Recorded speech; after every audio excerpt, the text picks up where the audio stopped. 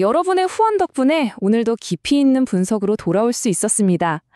자, 오늘은 AFC U23 아시안컵 대한민국과 우즈베키스탄의 경기를 데이터로 한번 제대로 들여다보겠습니다.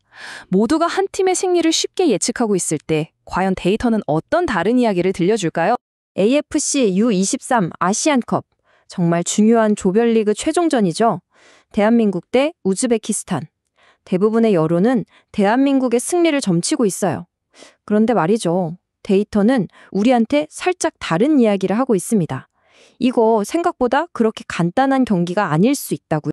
본격적인 데이터 분석에 앞서서요. 지금 양 팀이 어떤 상황에 놓여 있는지부터 간단하게 짚고 넘어갈게요.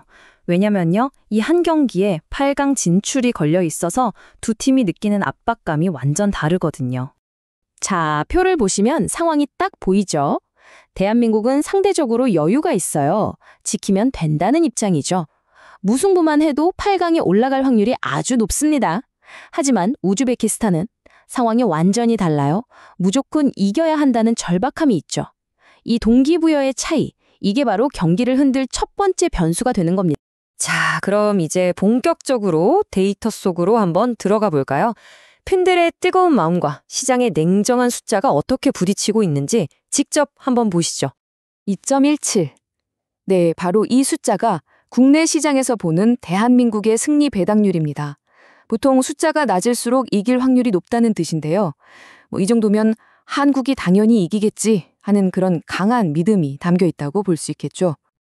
근데 이게 마냥 객관적인 전력 분석 결과라고 보긴 좀 어려워요. 여기에는 아무래도 팬심, 그러니까 애국 배팅 같은 감성적인 부분이 꽤 많이 들어갔다고 봐야 하거든요. 자, 그런데 좀 더 냉정하게 보는 해외 시장의 평가는 이게 완전히 다릅니다. 바로 이 표가 데이터가 우리에게 던지는 첫 번째 질문이에요. 보세요.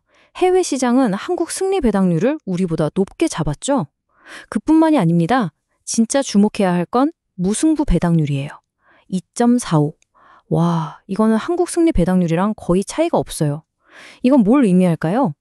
네, 통계적으로 봤을 때 무승부가 나올 가능성이 한국이 이길 가능성만큼이나 높다고 보고 있다는 아주 명백한 신호인 거죠. 자, 여기서 배당사들이 가져가는 이익, 이걸 마진이라고 하거든요. 이걸 싹 걷어내고 순수한 확률로만 계산을 해보면요. 더 놀라운 결과가 나와요. 한국 승리 확률이 38%, 그리고 무승부 확률이 36.5%. 이 정도면 거의 오차범위 아니라고 봐야겠죠? 그러니까 데이터는 사실상 이렇게 말하고 있는 거예요. 한국이 이길 확률이나 비길 확률이나 거의 똑같다고요. 아니, 도대체 왜 데이터는 이런 예측을 하는 걸까요? 다들 한국이 이긴다고 하는데 말이죠.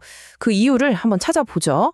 이제 양 팀의 전술적인 궁합, 그리고 경기에 영향을 줄 만한 다른 핵심 변수들을 뜯어보겠습니다. 먼저 우리 대표팀 공격 패턴을 보면 주로 사이드에서 크로스를 올리는 좀 단조로운 경향이 있어요. 중앙으로 파고드는 창의적인 플레이가 좀 부족하죠. 그런데 문제는 상대인 우즈베키스탄 수비가 바로 이 크로스를 막는 데에는 도사라는 거예요. 피지컬 좋은 중앙 수비수들이 떡 버티고 서서 공중볼을 다 따내는 그런 늪축구 스타일이거든요. 이러면 우리 공격이 정말 답답해질 수밖에 없겠죠? 그런데 이런 전술적인 불리함보다 어쩌면 더 큰 악재가 터졌습니다. 바로 우리 대표팀 중원의 핵심이죠. 강상윤 선수가 부상으로 나올 수 없게 됐다는 겁니다. 이건 단순히 선수 한 명이 빠지는 문제가 아니에요. 팀의 허리, 그러니까 자동차로 치면 엔진이 하나 빠져버리는 거나 마찬가지입니다. 강상윤 선수가 없다는 건 공격으로 나가는 패스의 질이 떨어지고 또 상대 역습을 맨 앞에서 막아줄 1차 방어선이 그냥 무너져버린다는 뜻이거든요. 이게 연쇄적으로 팀 전체에 균열을 만드는 거죠. 자, 그럼 지금까지 우리가 살펴본 조각들을 한번 다 맞춰볼까요? 데이터, 전술, 그리고 핵심 선수의 부상이라는 변수까지. 이걸 다 합쳐보면 어떤 그림이 그려질까요? 가장 합리적인 시나리오는 뭘까요? 이 경기에는 아주 강력한 심리적인 요소가 하나 깔려 있어요. 바로 지면 끝이다라는 공포감이죠. 두 팀 다 이기려고 모험을 걸다가 지는 것보다는 일단 지지 않고 탈락을 피하는 게 훨씬 중요하거든요. 그래서 경기가 막 팽팽하게 후반으로 갈수록 어떨까요?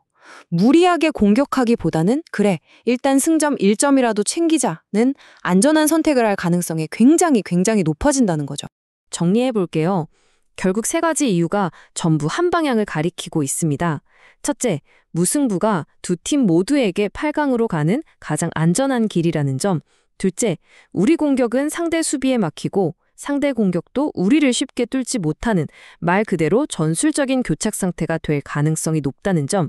그리고 마지막으로 가장 냉정하게 시장을 보는 해외 데이터가 바로 이 골이 많이 안 나는 무승부 시나리오를 가장 유력하게 보고 있다는 거죠. 자, 이제 모든 분석을 종합해서 마지막 결론을 내릴 시간입니다. 이 모든 데이터와 분석이 우리에게 정말로 말해주고 싶었던 건 뭘까요? 대부분의 사람들이 당연히 대한민국이 이기겠지라는 막연한 기대를 할 때 데이터는 조용히 다른 가능성을 보여주고 있었어요. 핵심 선수의 부상, 우리에게 불리한 전술 상성, 그리고 해외 시장의 냉정한 평가까지. 이 모든 조각들이 가리키는 가장 합리적인 예측은 바로 무승부였던 거죠. 이렇게 감정을 배제하고 데이터로만 현상을 바라볼 때 우리는 비로소 남들이 보지 못하는 것, 그 이면에 숨겨진 진짜 흐름을 발견할 수 있습니다. 단순히 경기의 승패를 맞추는 걸 넘어서요. 이게 바로 우리가 데이터를 분석하는 가장 중요한 이유가 아닐까요?